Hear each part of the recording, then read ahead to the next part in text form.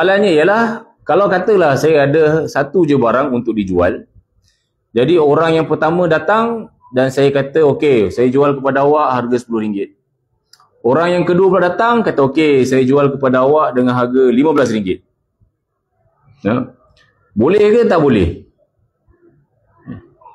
Jawapannya, boleh. Tak ada sebarang masalah. Kenapa boleh? Kerana dalam Islam, kita dalam jual belilah, dia ada rukun kan. Dia mesti ada penjual, pembeli, mesti ada barang, mesti ada bayaran, dan mesti ada ijab dan qabul. Tawaran dan penerimaan. Jadi tawaran dan penerimaan ni mesti bebas daripada unsur-unsur paksaan dan mesti dibuat dengan secara sukarela. Jadi kalau katalah kan, saya rela je dengan A ni, saya rela RM10. Dan dengan B ni saya rela RM15. Saya tak rela dengan RM10. Memandangkan itu barang saya ada hak untuk nak melepaskan hak saya mengikut harga yang saya suka. Ni kita cerita dari segi fiqah. Kita cerita dari segi fiqah. Dari segi etika mungkin akan jadi berlainan lah. Ataupun kalau ada sebarang regulasi daripada penguasa yang menetapkan bahawa awak cuma boleh letak barang ni harga ni sahaja. Tak boleh kurang, tak boleh lebih. Contoh macam bahan-bahan barang-barang kawalan ni, dulu kan contohnya sugar, minyak masak dan sebagainya, yang mana boleh letak harga ni saja. Jangan jual lebih kurang dan jangan jual lebih mahal. Itu lain cerita lah. Tapi untuk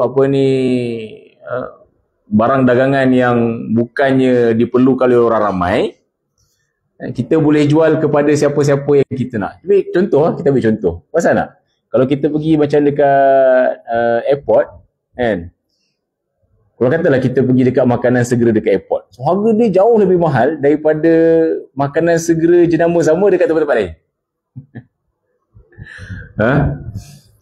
Jadi mungkin kerana sewa dekat airport tu tinggi, kan? Mungkin kerana itu, mungkin kerana ini, ada regulation contohnya. Jadi atas dasar itu, kan, tak kira lah apa sebab pun, ataupun tanpa sebab, penjual boleh menjual barangnya kepada dua orang ataupun menawarkan barangnya kepada dua prospek dengan dua harga yang berbeza. So kalau orang kaya datang kata, ni kaya ni, okey lah aku jualkan kau RM20. Lepas tu datang pula orang miskin, oish dia ni tak apalah aku jual RM15. Kemudian tiba-tiba datang orang yang kita sayang, orang yang kita kasih, mak kita ke, ayah kita ke, anak kita ke, tak apalah, RM5 je kita jual kat dia. Boleh tak boleh? Boleh, no problem. Wallahu a'lam. Tawar-menawar tak ada masalah. Kalau korang nampak satu barang, kemudian korang nak tawar, no problem. Saya dulu kan pernah saya tawar dekat dalam karusel. Jadi orang ni dia tawar harga sekian-sekian. Lepas tu saya kata, boleh tak kita kita swap barang?